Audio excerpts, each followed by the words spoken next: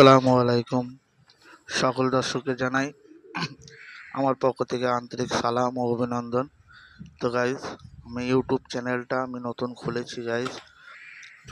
কিভাবে গরিবের রান্না করা হয়, একটা ছোটোখাটো মধ্যবিত্ত পরিবারে কিভাবে রান্না করা হয়, আমি সেই ভিডিও আপনাদের সামনে তুলে ধরার চেষ্টা করছি।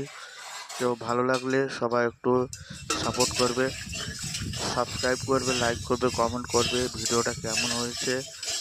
যদি ভালো লাগে কমেন্টে জানাবেন, আর যদি ভুল হয়ে থাকে তাহলে কমেন্টে বলবেন কোথায় ভুল হয়েছে। সবার প্রথম আমি কড়াইয়ে একটু তেল দিয়ে নিলাম।